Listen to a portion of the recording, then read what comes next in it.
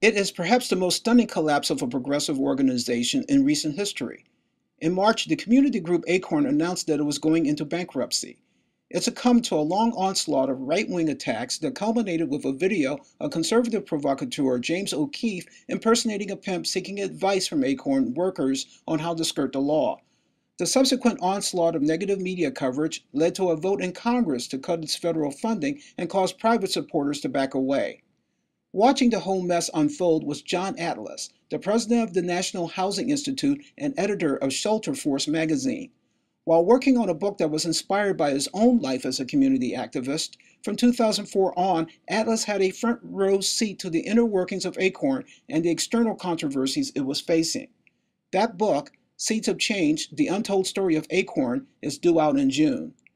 Atlas says progressives have a lot to learn from both the rise and the fall of ACORN. ACORN was started in 1970. That's why I picked that ACORN as an organization, because it corresponded to the time which I became involved in it as an activist, you might say.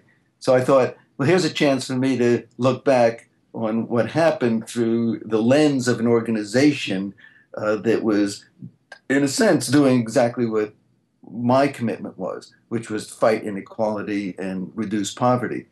So yeah, they started in 1970, and they have been a controversial group, and the most, in my judgment, after doing this and working with, after writing this book, and after working with so many groups involved in the progressive causes, there is no question in my mind that ACORN is the most effective national anti-poverty organization in the country.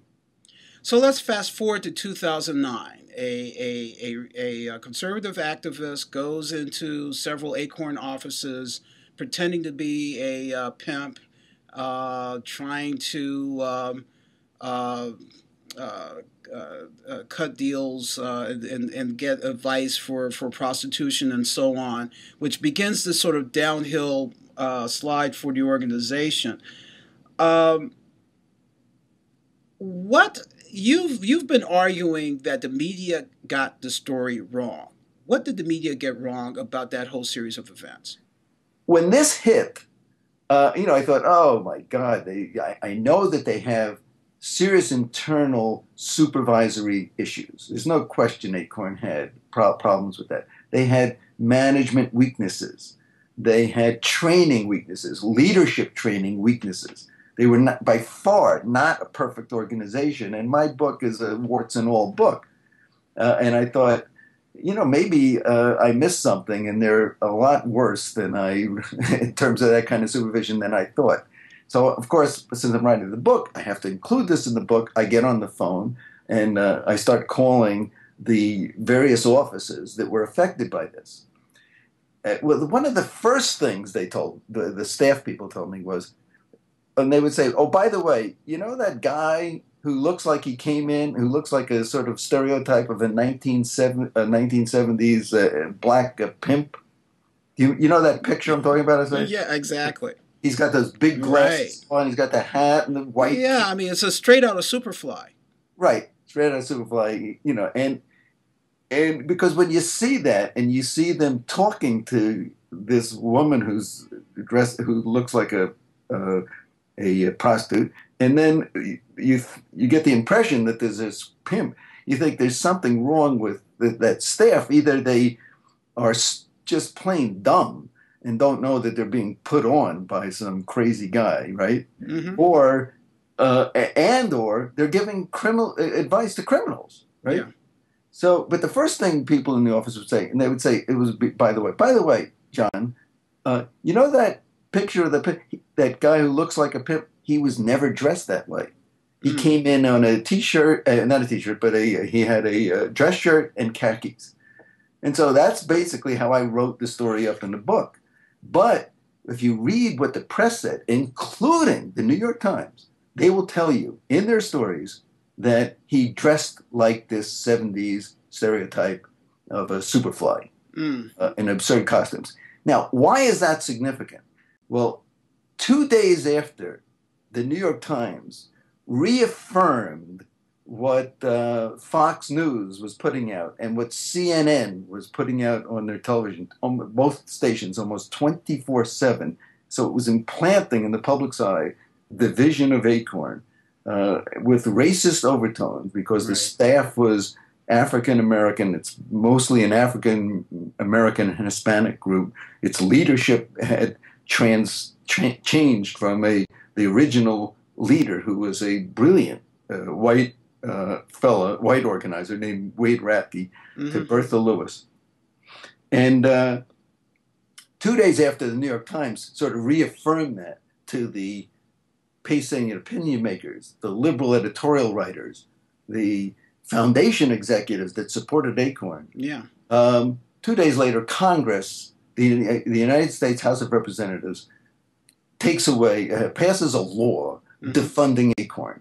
So it was not insignificant that the New York Times, the Washington Post, the mainstream press was reaffirming in the public's eye what they saw on Fox and CNN. Well, the other element in this is the progressive blogosphere, which was very vociferous in condemning what was going on, but ultimately was powerless to stop it. Grover Norquist, he's the Oh yeah. right wing activist.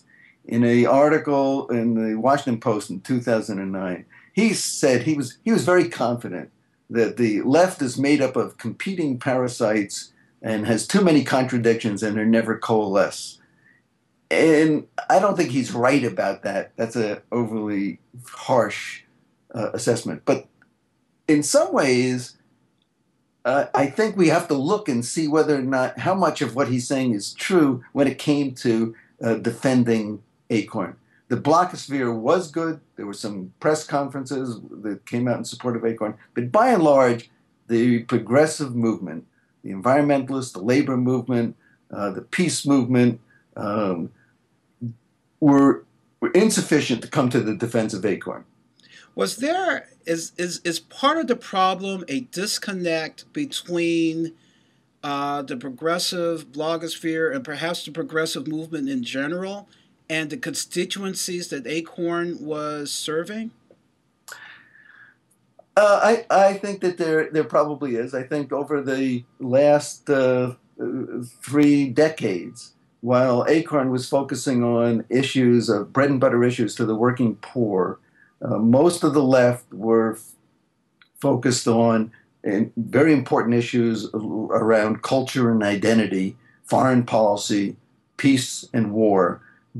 But I think the price paid was neglecting the essential issues dealing with the issues that ACORN dealt with, which was making sure that people had affordable housing, fighting predatory lending and reining in the power of banks and the financial services industry.